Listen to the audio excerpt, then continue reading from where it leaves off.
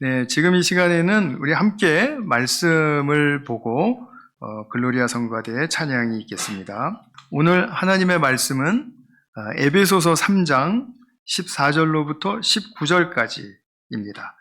제가 봉독하겠습니다. 그러므로 나는 아버지께 무릎을 꿇고 빕니다. 아버지께서는 하늘과 땅에 있는 각 족속에게 이름을 붙여주신 분이십니다. 아버지께서 그분의 영광의 풍성하심을 따라 그분의 성령을 통하여 여러분의 속사람을 능력으로 강건하게 하여 주시고 믿음으로 말미암아 그리스도를 여러분의 마음속에 머물러 계시게 하여 주시기를 빕니다. 여러분이 사랑 속에 뿌리를 받고 털을 잡아서 모든 성도와 함께 여러분이 그리스도의 사랑의 너비와 길이와 높이와 깊이가 어떠한지를 깨달을 수 있게 되고 지식을 초월하는 그리스도의 사랑을 알게 되기를 빕니다. 그리하여 하나님의 온갖 충만하심으로 여러분이 충만하여지기를 바랍니다. 아멘. 제가 말씀을 위해서 잠깐 기도하겠습니다. 사랑하는 주님, 오늘 우리가 예배를 드릴 때 또 주님께서는 말씀을 펼치게 하셨습니다. 사도 바울이 에베소 교회를 위해서 기도하는 이 중보 기도의 내용이 오늘 우리가 잘 깨닫고 우리의 기도가 될 수 있도록 축복하여 주시옵소서. 주님의 성령께서 함께 하셔서 말하는 자를 겸손하게 하시고 또 듣는 성도님들의 귀에는 주님께서 각자를 향하신 메시지를 새겨주셔서 귀한 충만한 복된 시간 될 수 있도록 인도하여 주시옵소서. 우리 구주 예수님의 이름으로 기도하였습니다. 아멘. 네, 지난주까지는 에베소서 1장에 나오는 사도 바울의 중보기도 4개를 잘 살펴보았는데 오늘부터는 이제 3장에 나오는 바울의 기도를 살펴보겠습니다. 지난 주일에 이제 4번째 기도, 1장의 4번째 기도를 볼 때 능력이라는 단어가 나왔었죠. 하나님의 능력이 얼마나 큰지를 알게 해주십시오라는 그런 기도 내용 속에서 나온 단어였죠. 그 능력이 어떤 능력이었습니까? 생명 주시는 능력이라고 했습니다. 자, 그러니까 부활의 능력이다. 이런 말씀을 드렸어요. 자, 오늘은 이 능력으로 속사람을 강건하게 해달라라는 그런 사도 바울의 기도로 들어갈 텐데 능력이라는 단어를 공유하면서 같이 연결되어 있는 것을 우리가 보게 돼요. 즉 다시 말하면 오늘 우리가 보실 기도의 내용은 하나님이 생명 주시는 부활의 능력으로 우리의 속사람을 강건하게 해주시는 것이다. 이제 이런 측면을 이제 생각하시면 되겠습니다. 그 다음에 두 번째로는 이제 다음 주에 볼 내용이죠. 믿음으로 말미암아 그리스도를 마음속에 머물러 계시게 하소서라는 그런 기도이고요. 세 번째는 그리스도의 사랑이 어떠한 것인지, 얼마나 큰 것인지, 지식을 초월하는 그 사랑을 알게 해주십시오라는 그 제목입니다. 여기에 세 개의 기도와 더불어서 이제 에베소서 1, 2, 3장을 마무리하면서 사도 바울이 이제 플러스 1에 또 기도를 올려드려요. 축도의 성격을 가진 기도인데 제가 잠깐 읽어드리겠습니다. 한번 들어보세요. 우리 가운데 일하시는 능력을 따라 우리가 구하거나 생각하는 것 이상으로 더욱 넘치게 해주실 수 있는 분에게 교회 안에서와 그리스도 예수 안에서 영광이 대대로 영원 무궁하도록 있기를 빕니다. 이런 내용입니다. 좀 기도가 스케일이 크게 느껴지죠? 하나님을 위한 청원입니다. 사도 바울이 정말 하나님이 이렇게 교회를 통해서 그리스도를 통해서 하시는 일이 위대하고 정말 놀랍습니다. 이런 일을 허락하신 하나님 영광 받아 주십시오 라고 이렇게 기도를 드리는 것으로 이제 3장을 마무리합니다. 오늘 말씀드린 대로 속사람을 강건하게 해주십시오 라는 기도의 우리 의미를 좀 살펴보겠습니다. 먼저 속사람이 뭔가요? 보통 우리 일반적으로 속사람 하면 생각나는 것이 성격 또는 성향이나 기질 또는 그 사람의 생각, 사상 이런 것들 좀 생각이 떠오르시겠죠? 요즘 우리가 MBTI 많이 이야기하잖아요. 그 성격 유형, 우리의 내면에 해당한 것입니다. 그러니까 속사람에 해당한 거죠. 이것도 들어가죠. 뭐 애니아그램 같은 것도 있고요. 뭐 MMPI 같은 것도 있고요.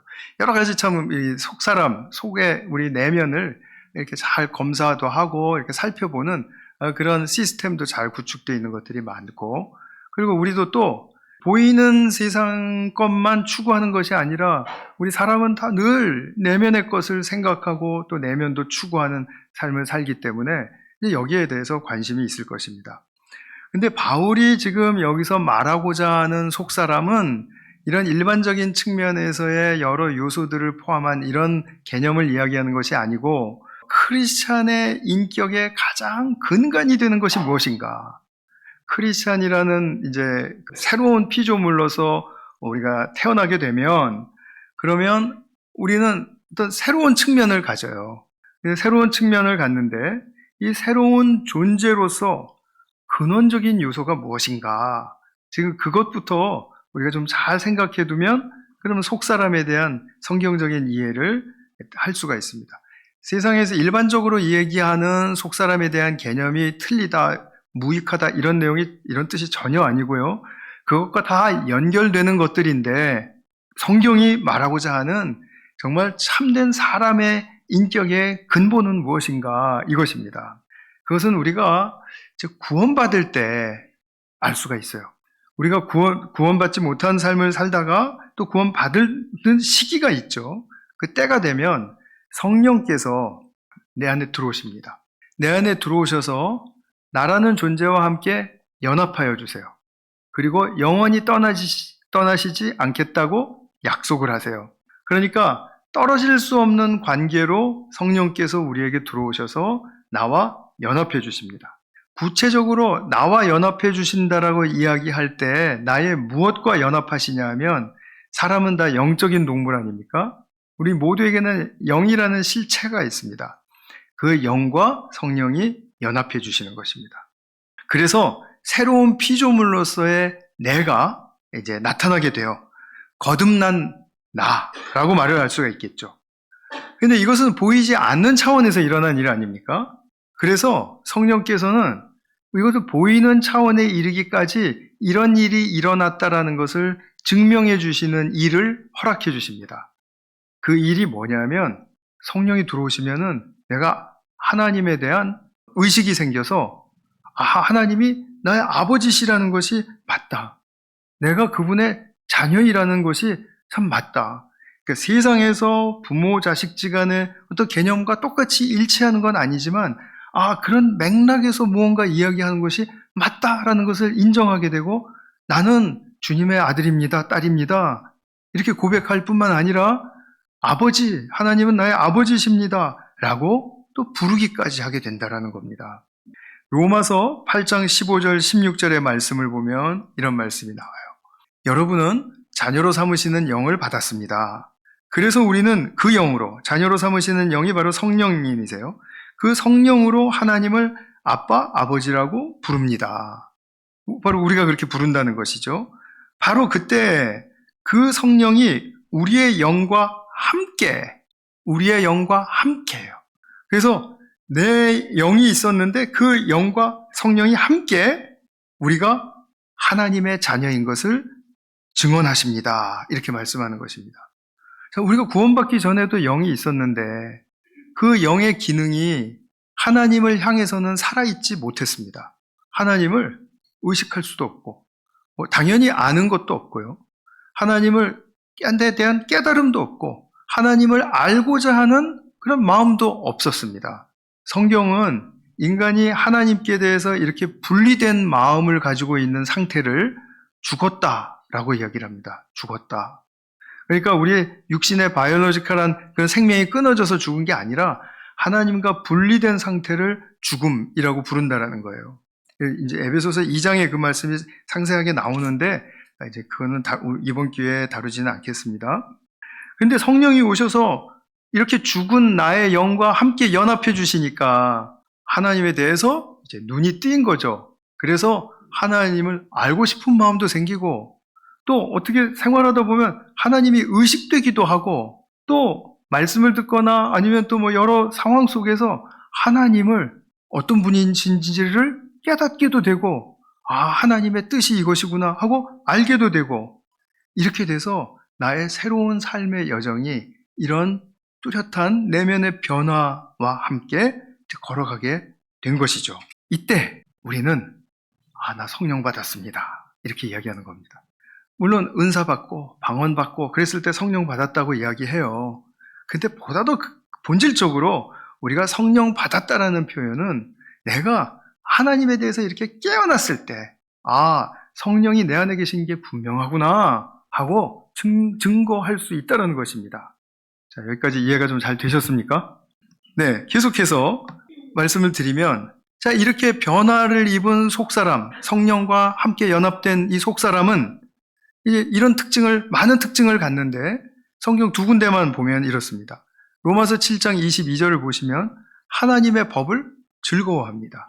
옛날에는 하나님의 법 따분하기가 또 어려울까봐 미리 또 벽을 치고 들으려고 하지도 않았고 했다면, 이제는 하나님이 어떤 뜻을 가지고 계시는지, 어떤 계획을 가지고 계시는지 알고 싶습니다, 이렇게 즐거운 마음이 생긴다라는 거죠. 우리가 호기심이 생길 때 즐겁잖아요. 그런 것처럼 고린도후서 4장 16절을 보시면 우리의 겉사람은 후패한다, 쇠하여 가지만 그러나 속사람은 날로 새로워진다고 합니다. 이것이 매일 일어나는 과정이에요. 즉 날로 새로워진다고 할 때 나쁜 쪽으로 새로워지는 게 아니고 좋은 쪽으로 새로워지는 것을 의미하는 거죠. 자, 그러니까 인간이 바르게 성장하는 것을 말한 그런 구절입니다. 날로 새로워집니다. 날로 성장합니다. 그래서 우리 안에서 우리와 함께 하시는 성령님은 우리의 죽은 영을 연합하셔서 살리실 뿐만 아니라 날로 새롭게 하여 주십니다. 이것이 바로 우리가 교리적인 단어로 이야기하면 성화다, 이렇게 얘기를 하는 거죠. 성숙해지는 과정을 잘 이끌어 주시는 분이 성령이시다. 그래서 어떻게 변화시켜 주시는가? 그냥 자기 멋대로 좋은 기준에 그렇게 부합하는 그런 변화가 아니라 아버지의 뜻에 합당한 그런 변화를 이루어 주신다라는 겁니다. 그 길로 인도해 주신다는 거예요. 그래서 우리를 성숙하게 해 주신다 라고 말할 수가 있습니다. 자, 바로 이 성숙이 오늘 우리가 이야기하고자 하는 속사람이 강건하다라는 뜻입니다. 그러면 속사람의 강건함에 대해서 좀 말씀을 드리고자 해요.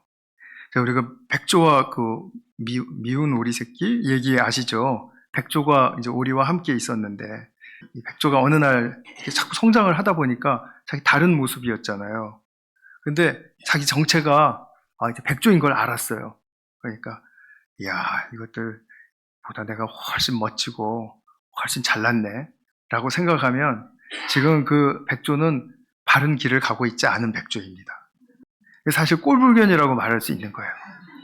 자기가 백조면 백조의 길을 가면 되는데 내가 쟤네들보다 잘났지 하는 그런 생각을 갖게 되면은, 물론 동화 속에서 그런 얘기는 안 나옵니다만 그거는 그렇지 않습니까?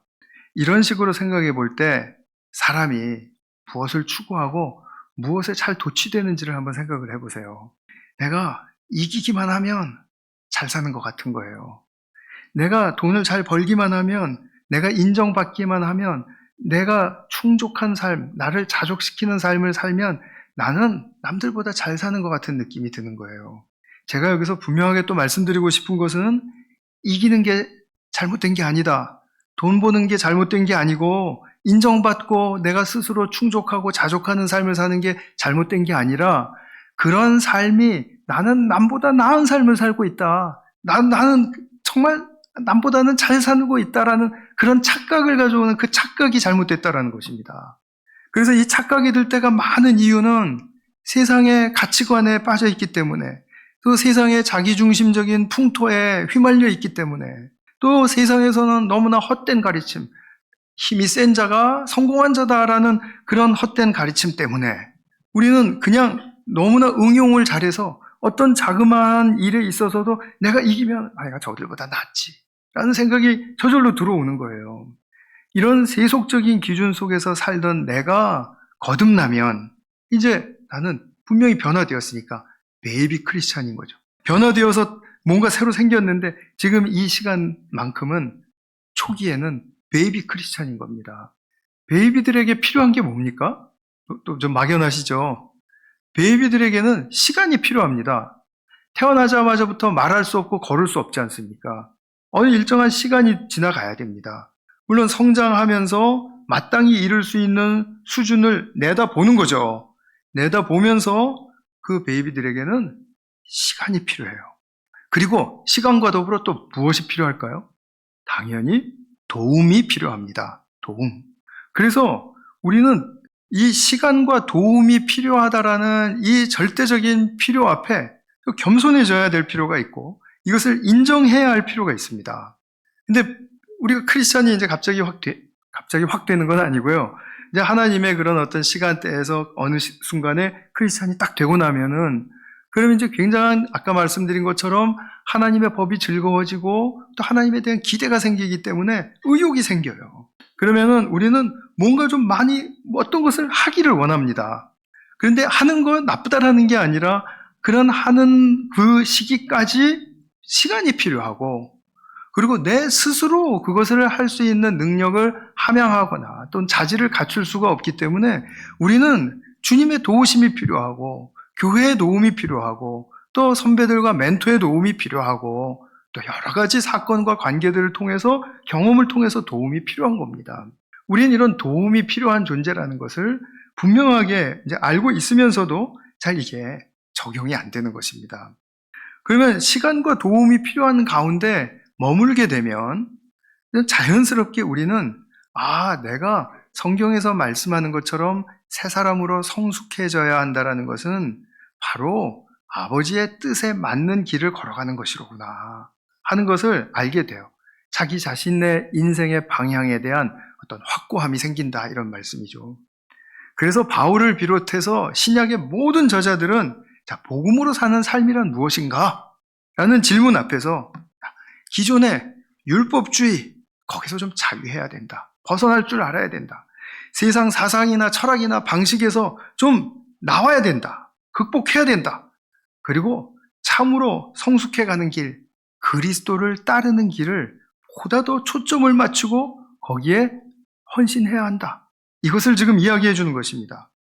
성령으로 거듭난 속사람이 어떻게 자라가야 하는가, 어떻게 성장하는가, 이게 굉장히 중요한 문제라 이런 말씀입니다. 신약 성경에서 지금 이것을 온통 다루고 있거든요. 그러니까 세상 방식과 문화에 우리는 누구나 다 예수님 알기 전에 거기에 푹 젖어 있었는데 그렇게 모르던 사람이 교회에 딱 들어오면 그래서 새 사람이 되면 그러면 함께 공동체 생활을 하면서 정상적이라면 이런 질문이 나오는 겁니다. 자, 크리스찬으로 사는 것은 도대체 어떻게 사는 거지? 이 크리스찬들이 모여 사는 이 교회에서 내가 배울 건 뭐지? 그리고 크리스찬은 근원적으로 도대체 어떤 존재이지? 이런 질문까지 나아가게 되는 거죠. 이거 묻지 않을 수 없는 질문들인 것입니다. 그리고 저는 직분을 새롭게 받을 때에도 그럴 수 있다고 생각합니다. 그리고 저는 뚜렷한 직분의 변화를 거쳤기 때문에 이 말씀을 드리게 돼요. 저는 목사가 되기 전에 나이 30대에는 정말 집사로서 활동을 많이 했습니다. 많이 한 게 아니라 정말 많이 했습니다. 그러다가 2004년 2월 8일인데요. 어저께입니다. 2월 8일. 2004년 2월 8일 날 바로 이 자리에서 제가 목사 안수를 받았습니다. 21년 됐습니다. 근데 목사 안수 받고 목사로서 부목사죠, 그때. 부목사, 담임 목사님 뭐 든든하신 분이 있었지만 이제 그래도 믿고 따라가면 되겠지 했는데 제가 목사라는 타이틀을 가지고 이게 사역을 하고 또 교회 생활을 하려고 하니까 목사가 뭔지 잘 모르겠는 거예요. 이게 또 내가 또 베이비 목사 같다. 이제 걸음걸이가 서툴러요. 그런 목사로서의 초기를 제가 거쳐가면서 그런 생각했습니다. 내가 필요한 거는 뭔가? 테크닉인가? 능력인가? 그런 게 아무것도 아니고요. 필요했던 건 시간이었더라고요. 시간. 그리고 도움이었습니다. 하나님의 도우심도 물론 필요하지만 제가 목사로서 발을 떼기 시작했을 때 같이 있어 주셨던 분들 여기 지금 꽤 많이 계시는데 그분들이 저를 도와주시고 또 기다려주시고 격려해 주시고 하는 그런 도움이었습니다. 그런 가운데 제가 이제 조금씩 변화되어 왔겠죠. 그러면 우리가 어떤 변화를 입는 것이 바울이 말하는 속사람의 강건함일까? 속사람의 강건함의 그 비밀에 대해서 말씀을 드리려고 합니다. 아주 중요한 두 가지가 있다고 저는 생각하는데요. 첫 번째 것은 무엇이냐면 속사람이 강건해지려면 자기의 내면을 성찰하는 것도 물론 중요해요. 제가 늘 강조하고 또 격려드리는 그런 부분이죠. 자기 자신을 말씀에 비추어서 잘 성찰하실 수 있어야 됩니다. 라고 이렇게 늘 격려의 말씀을 드리는데 이것과 더불어서 더 중요한 것이 있습니다. 더 중요한 것은 뭐냐면 주님이 보여야 합니다. 주님이 보여야 합니다. 사람에 따라서는 일반적으로 교회든 어디든지 간에 자기를 잘 성찰하는 사람이 있습니다.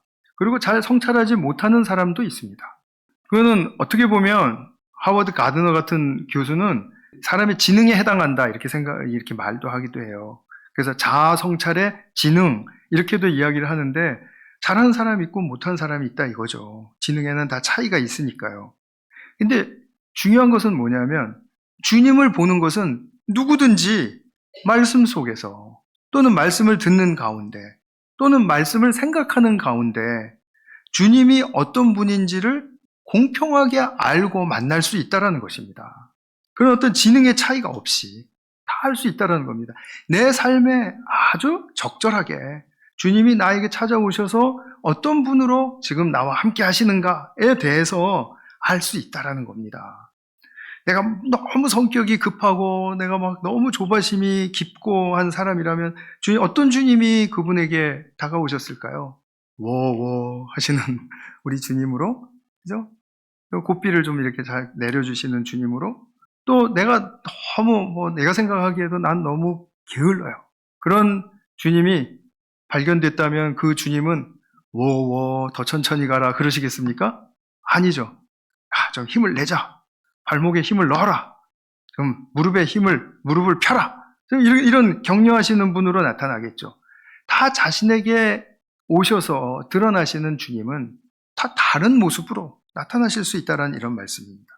그래서 올해 우리 교회가 붙들고 있는 성구가 히브리서 12장 1절 2절인 거 1월 달에 초에 강조 드렸는데 2월 달에 이제 또 강조 드리면 거기 2절에 특별히 무슨 말씀이 있었습니까? 믿음의 창시자요 완성자이신 예수를 뭐 하자고요? 바라보자고요. 바라보자. 이게 바라봄, 이 봄, 이거 너무너무 중요한 것입니다. 우리가 잘 보려고 하지 않습니다. 요즘은 카톡 메시지도 보려고 하지 않습니다. 안 봅니다. 똑같은 말을 2번, 3번 보내야 좀 읽었을까? 하는 그런 생각이 좀 들기도 합니다.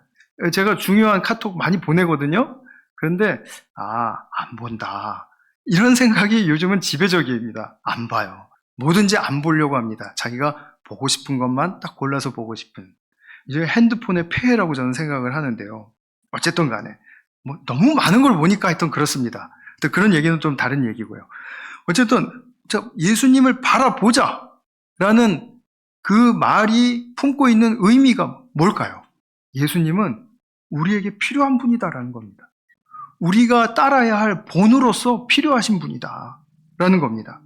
인격의 본으로서 필요하다. 정신세계의 본으로서 필요하다. 삶의 방식을 어떻게 살아가셨는가 하는 방식의 본으로서도 필요하다. 또 아버지를 어떻게 대하셨는가 하는 그 아버지에 대한 태도의 본으로서도 우리에게 너무나 중요하다. 너무 중요하신 분이세요. 본으로서. 그러니까 내 나름대로 내 기준을 정해놓고 내가 강건해지려고 힘을 잔뜩 실어야 되는 그런 무거운 삶이 아니라 나의 삶의 본이 되시고 하나씩 작은 것들로부터 나를 이끌어주시는 그런 도움을 주시는 참 주인이 내게 필요하다. 그래서 주님은 내게 와서 배워라. 내가 주는 멍에는 쉽고 가볍다. 이렇게 말씀하신 겁니다.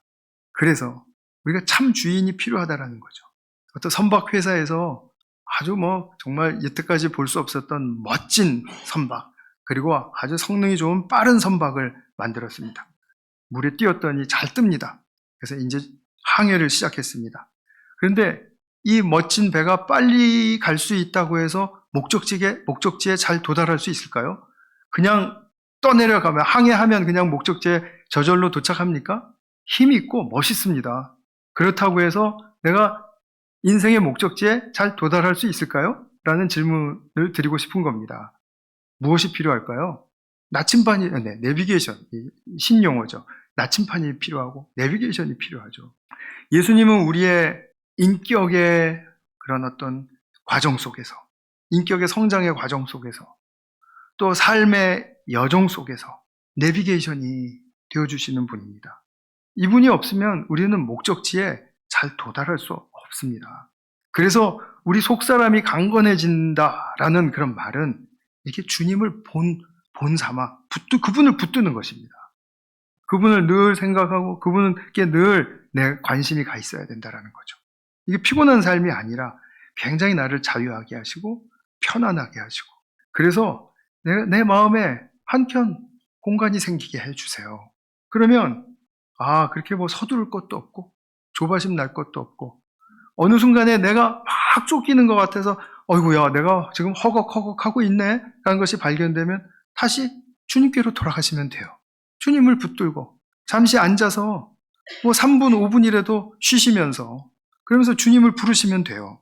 그것입니다. 그것이 바로 우리가 너무나도 누구나도 갈 수 있는 그런 속사람의 강건해지는 길입니다. 두 번째로, 속사람이 강건해진 모습은 어떻게 드러날까요? 우리가 객관적으로 보기에 저는 주로 약한 모습으로 드러난다고 생각합니다. 약한 모습. 자, 그렇다면 내가 약한 모습으로 드러나려면 내가 어떤 상황 속에서 약함을 선택해야 됩니다. 약함을 선택해야 되는데, 그 약함을 선택한다라는 말은 이런 거죠. 내가 한번 싸워봐? 붙어봐? 하는데 내가 져주는 게 맞아 라고 택하는 것. 분명히 내가 좋아하지도 않을 말, 좋아하지도 않는 생각, 방식, 이런 거 지금 나한테 막 이야기를 하고 따라주기를 원할 텐데, 어떻게 하면 좋을까? 그냥 확 속된 말로 받아버려?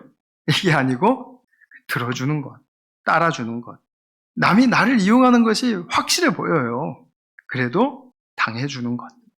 10번에 10번은 안 되겠죠? 10번에 한 번이라도 당해주는 것. 근데 가족들에게 당하는 거는 뭐 잃을 것이 없지 않습니까? 잃을 것이 많습니까? 잃을 것이 없어요. 제 처가 없어서 지금 마음 놓고 저는 얘기할 수 있습니다. 제 처한테 져주면은 나중에는 더 큰 축복의 수혜자가 된다라는 그런 비밀을 그 말씀드리고 싶은 거예요. 그런데 우리가 약함을 진심으로 택할 때 어떤 일이 벌어집니까? 억울하고 진 것 같으니까 속상하고, 그리고 난 정말 못났다고 생각이 들고, 이렇게 생각이 드는 게 정상이 아니고요. 잠시 그 약함 속에 머물러 있다 보면 나에게 좋은 것들이 부어지기 시작합니다. 이게 평화에 이르는 길이구나. 이게 자유의 능력을 얻는 길이구나. 이게 사람 보는 눈을 새롭게 해주는 기회가 되는구나. 이런 것들을 발견하게 돼요. 내가 계속 힘을 주고 내가 그 사람을 이겨야지. 그리고 또 내 주장을 해서 내가 좀 설득을 시켜봐. 이런 생각이 복잡하게 막 왔다 갔다 하면은 이런 좋은 축복이 내 안에 부어지지를 못합니다. 그러니까 어떻습니까? 항상 나는 힘은 힘대로 들고 피곤하고, 그리고 뭔가 많이 돌아가기는 하는데 그만큼 내가 참으로 구하고자 하는 그런 영적인 축복은, 또 마음의 축복은 얻어지지가 않는, 이것을 살게 되는 거라는 거죠. 우리가 막 이제 이기려고 하고 자기를 주장하고 또 싸우기까지 하고, 왜 그렇습니까? 왜 그거 할까요? 뭐 그게 내가 이기면은 뭐 세상에 막 큰 개혁이 일어나고 변혁이 일어나서 그런 일을 뭐 목숨 걸고 하는 겁니까? 절대로 그렇지 않다는 거 아시잖아요.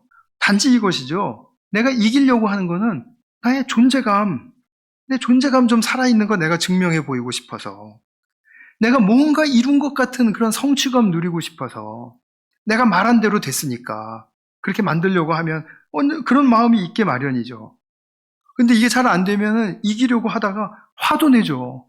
또 자기를 지나치게 방어하죠. 화를 내고 자기를 방어하는, 지나치게 방어하는, 자기 방어는 필요합니다. 그런데 지나치게 방어를 하려고 하는 그 깊은 이유가 뭘까요? 불안과 두려움 때문입니다. 결국은 나란 존재가 약하게 드러날까봐, 그래서 수치스러워질까봐, 창피한 존재로 사람들이 나를 인식할까봐, 그래서 불안하고 두려운 것입니다. 내 인생의 실패감을 느낄까봐. 그러니까 나의 오름이 그름으로 드러나면 어떻게 하지? 하니까 미리 다 방어진을 치고, 그리고 나는 맹공을 퍼붓는 거죠. 그래서 불안하고 두려워서 생기는 그 제2의 성품이 편향성이라는 것입니다. 극단적인 사람들에게서 많이 내보이는 이 편향성, 이 부정적인 사고방식, 행동 양식, 이것이 생기는 것입니다. 그래서 내가 한번 옳다고 생각한 거를 그게 꺾이면은 나는 죽는 줄 아는 거예요. 죽기보다 더 싫은 거예요. 그러니까 막 실제로 막 휘발유 붓고 불살르고 그러지 않습니까? 불안하고 두려우니까. 수치스러운 게 드러나면 너무 내가 못 살 것 같으니까. 그렇게 하는 겁니다. 편향성, 무서운 제2의 성품이죠. 그런데 우리 운동할 때 늘 듣는 이야기가 뭡니까? 운동해보신 분들 다 아시죠? 힘 빼라, 힘 빼라, 힘 빼라. 저도 설교할 때 좀 힘 좀 빼고 이렇게 해야 됩니다. 힘을 뺄 줄 알아야 힘을 줄 줄 안다. 이거죠. 우리 교회 요즘에 그 달리기 이제 붐이 조금씩 일어나고 있는 것 같아요. 조깅하는 사람들 많습니다. 뭐 해프 마라톤도 하고 뭐 오늘 또 풀 마라톤 뛰러 가는 사람도 있습니다. 저기 데이토나 비치에. 그래서 저도 이제 거기 관심이 있어서 동영상을 찾아봤는데요.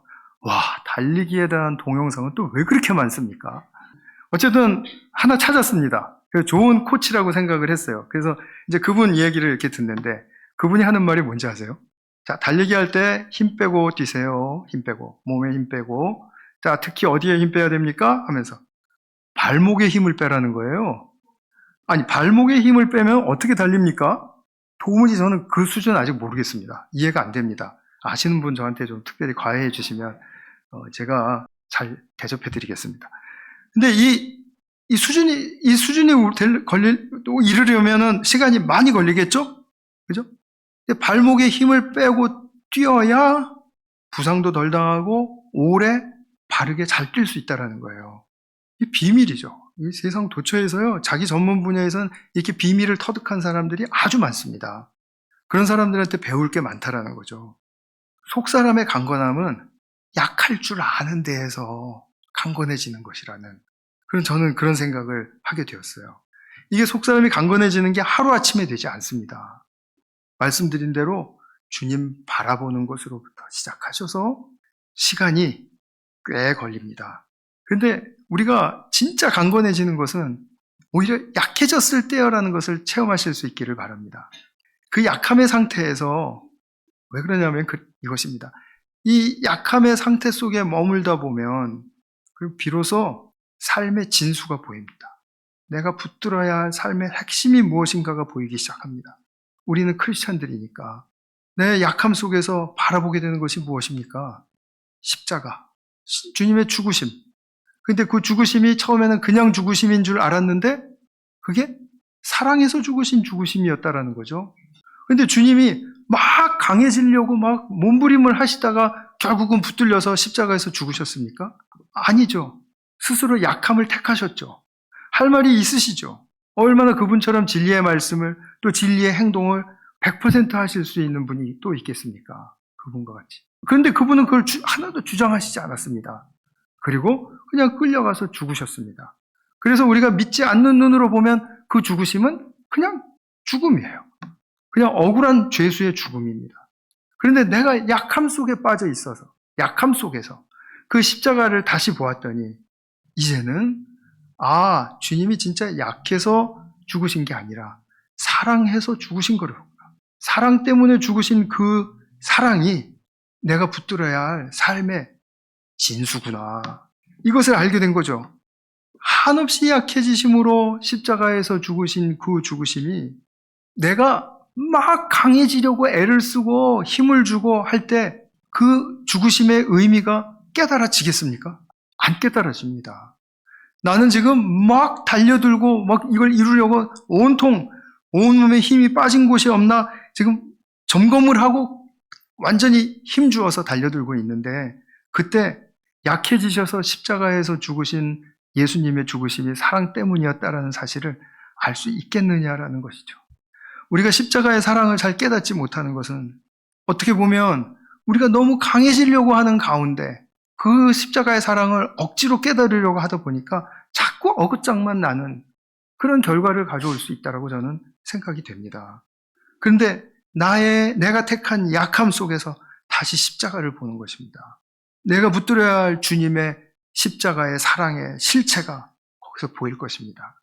그때 나는 저 사랑 붙들지 않으면 내 인생은 참된 길을 걸어갈 수 없다.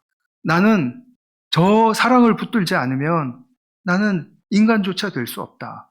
라는 그 사랑에 대한 위대한 절박감이 느껴지게 되는 것이죠.